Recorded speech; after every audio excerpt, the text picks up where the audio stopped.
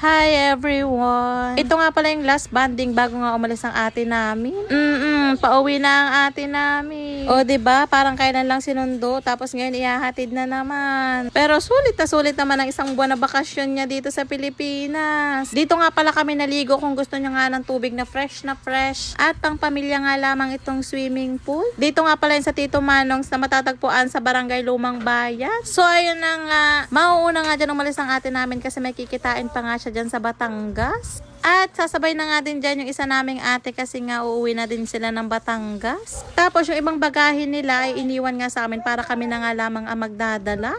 Kasi nga kinabukasan pa kami niyan babiyahe. Ihahatid nga pala sila sa Abra de Ilog para doon na nga lang sila sasakay ng barko. Sumama nga pala dyan yung isa naming ate, si tatay, tapos ang asawa nga ng kuya namin na si Ate Lit.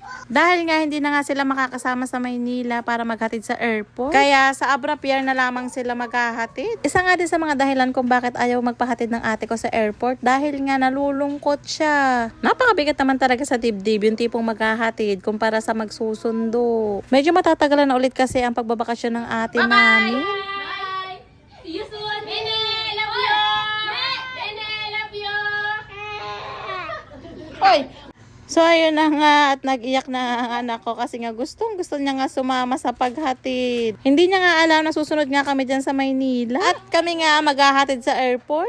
Luluwas nga din talaga kami dyan para nga ipa-check up siya. Isang linggo na nga nakalipas bago ko nga naisipan mag-voice over para nga dito sa video na ito. Dahil nga sobrang busy ko talaga pagdating ko dito sa Maynila, inasikaso ko kaagad ang appointment ko nga sa ospital ng anak ko. Sobra talaga yung iniyakan niya dyan. What?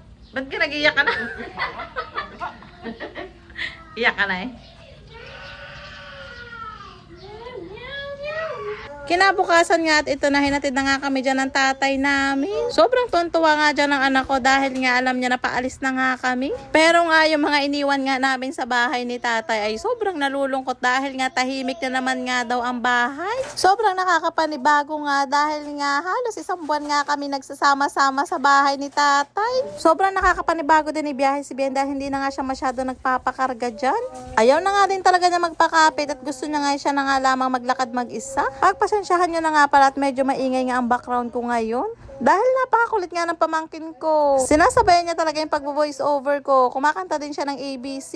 Hanggat hindi nga ako natatapos ay hindi nga din natatapos ang kanta niya. At andito na nga kami ngayon sa Batangas. Sinalubong na nga kami dyan ng ate ko. Tapos kinabukasan nga ay nagala-gala nga muna kami para nga daw maaliw-aliw siya bago siya umuwi sa Norway. Nag-LRT nga kami dyan papuntang Quiapo. At pagtapos nga namin sumimba ay dumiretso nga kami sa SM Manila. At kumain nga muna kami dyan sa Chowking. Pagtapos nga namin dyan kumain ay nilibot-libot nga kami dyan ng ate ko at ililibre nga daw niya kami dito sa paborito naming brand ng ate ko.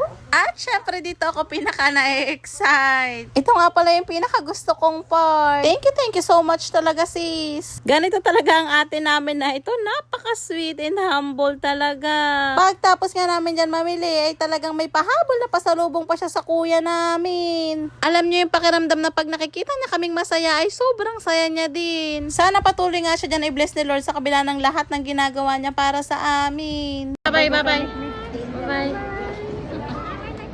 So ayun na nga at kinabukasan hinatid na nga namin siya dito sa airport.